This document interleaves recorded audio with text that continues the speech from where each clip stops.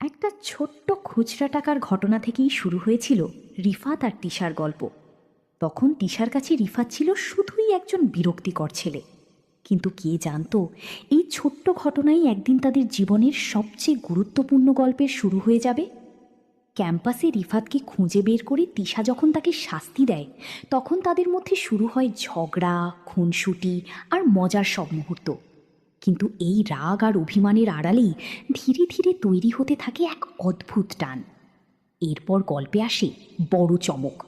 তিশা জানতে পারে রিফাত শুধু তার বিশ্ববিদ্যালয়ের জুনিয়রই নয়, তারা একই বাসায়ও থাকে। ছোটবেলার পরিচিত সেই মানুষটাকে তিশা যেন নতুন করে চিনতে শুরু করে। আর রিফাত তিশাকে যতই কাছে থেকে দেখতে থাকে, ততই তার মনের ভেতর জন্ম নিতে থাকে গভীর ভালোবাসা। তিশাকে দেখলেই তার হৃদস্পন্দন বেড়ে যায়, কিন্তু মনের কথাটা মুখে প্রকাশ করার সাহস কিছুতেই হয়ে ওঠে না। ঠিক তখনই রিফাতের জীবনে নেমে আসে সবচেয়ে বড় আঘাত। তিশার বিয়ে ঠিক হয়ে যায়। শুধু বিয়েই নয়, বিয়ের পর তিশাকে নিয়ে যাওয়া হবে লন্ডনে। খবরটা শুনে রিফাত বুঝতে পারে আর চুপ করে থাকলে সে চিরদিনের জন্য তিশাকে হারিয়ে ফেলবে। অবশেষে সব ভয়, লজ্জা আর দ্বিধা ভুলে তিশার সামনে নিজের মনের কথা প্রকাশ করে রিফাত। সে জানায় তিশাকে সে সত্যিই ভালোবাসে। তিশাকে ছাড়া তার জীবন কল্পনা করাও সম্ভব নয়। কিন্তু তিশার জীবন তখন পরিবারের সিদ্ধান্তে আটকে আছে।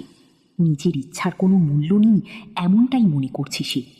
রিফাত মায়ের কাছেও নিজের ভালোবাসার কথা জানায়, কিন্তু সেখানেও সে পায় না কোনো সমাধান। মা তাকে এই বিষয় থেকে দূরে থাকতে বলেন। তারপরও রিফাত হাল ছাড়ে না। এরই মধ্যে চলে আসে বিয়ের দিন। সবাই যখন বিয়ের অনুষ্ঠানে যাওয়ার প্রস্তুতি নিচ্ছে, রিফাত তখন যেতে চায় না। তার মন ভেঙে গেছে। সে জানে এই বিয়েতে গেলে হয়তো নিজের ভালোবাসার মানুষটাকেই অন্য কারো হাতে তুলে দিতে হবে। কিন্তু পরিবারের চাপে শেষ পর্যন্ত রিফাতকেও বিয়ের অনুষ্ঠানে নিয়ে যাওয়া হয়। আর সেখানেই ঘটে এমন এক ঘটনা যা পুরো গল্পের মোড় ঘুরিয়ে দিতে পারে। কাজী সাহেব যখন বিয়ে পড়ানো শুরু করেন, তখন রিফাতের সামনে ধীরে ধীরে খুলে যেতে থাকে এক অবিশ্বাস্য সত্য।